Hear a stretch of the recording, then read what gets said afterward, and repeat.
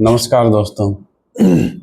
क्या आप जानना चाहते हैं, महाभारत का एक स्टेटमेंट है कि इच्छा मृत्यु तो तुम्हारे हाथ में है गंगा पुत्र, लेकिन इच्छा जीवन तुम्हारे हाथ में नहीं है। ये सेंटेंस बहुत ही आसान है, लेकिन इसके जीवन में संदर्भ बहुत बड़ा है। तो इसको समझने के लिए आप वीडियो को अंत तक जरूर देखिएगा और इसको समझने की कोशिश करिएगा।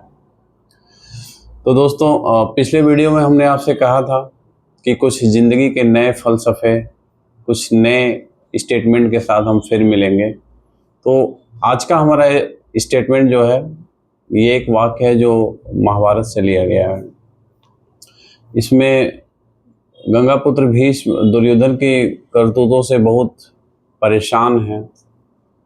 तो उनको आचार्य द्रोण समझाते हुए एक जगह बोलते हैं कि इच्छा जीवन तो गंगापुत्र आपके हाथ में नहीं है, इच्छा मृत्यु है आपके हाथ में। तो इस स्टेटमेंट का क्या मतलब है? ऐसा नहीं कि एक सिंपल सा स्टेटमेंट है। अब इसको थोड़ा सा समझने की कोशिश करते हैं। अब जैसे इच्छा मृत्यु है, जब आदमी जब चाहे तब मर सकता है, तो उसके अपनी मर्जी पर निर्भर करता है कि वो जब चाहे तब अपने शरीर को त्याग सकता है। लेकिन इच्छा जीवन ये आपके हाथ में नहीं है।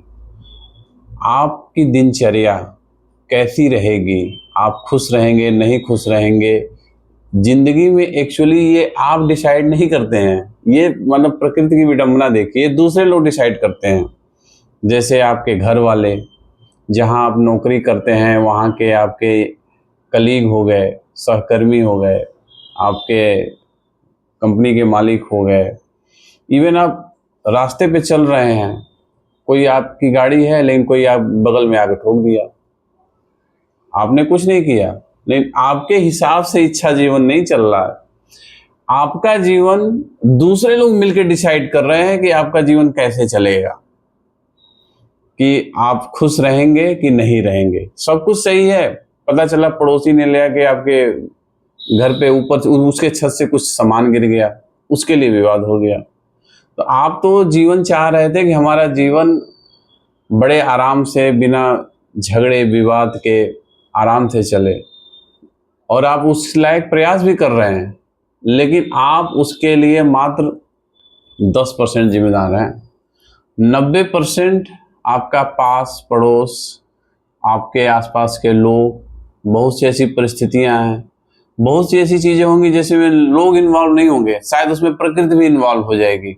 आप चाहते हैं कि आप एक सुखमय जीवन जिए, पता चलेगा कि हवा में आपका घर ही गिर गया, बाढ़ आ गई। तो एक इच्छा जीवन तो आपके मतलब हाथ में है ही नहीं।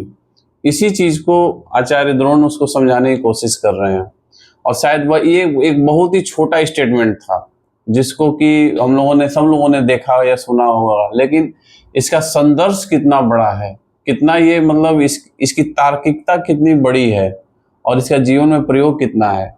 हर आदमी अपने सपने सजोता है कि हम ऐसा जीवन जिएंगे, वैसा जीवन जिएंगे, मतलब तमाम सबके अंदर होता है। एक कॉमन मैन के अंदर तो ये इस विशेष रूप से ये इच्छा होती है, लेकिन ये उसके ऊपर निर्भर नहीं करता। ये आप लोगों ने हमने जो भी एक्सप्लेन किया, जो भी आपको उदाहरण दिए, ये आपको बात समझ में आ गई होगी कि इच्छा जो मृत्यु आपके हाथ में है, आप जब चाहें तब शरीर को त्याग कर सकता है, लेकिन इच्छा जीवन आपके हाथ में नहीं है।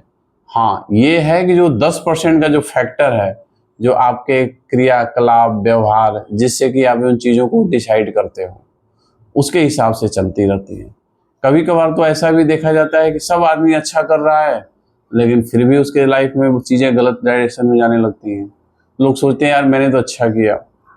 तो एक्चुअली मैं इसी स्टेटमेंट को समझाने की कोशिश कर रहा था कि इच्छा मृत्यु हाथ में है, इच्छा जीवन आपके हाथ में नहीं है।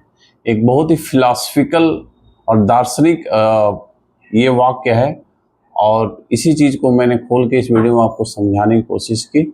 और सभी लोग इस चीज़ से समझिए, इसका विश्लेषण अपने अपने तरीके से भी करिए। शायद मैं उन सारे पहलुओं को नहीं छू पाया हूँगा, सबके अपने अपने पहलू हो सकते हैं, तो इसको समझने की कोशिश करिएगा दोस्तों। नेक्स्ट वीडियो में फिर हम कुछ नए तार्किक चीज़ों के साथ फिर आपसे मिलेंगे और आपसे रूबरू होंगे। धन्यवाद दोस्तों।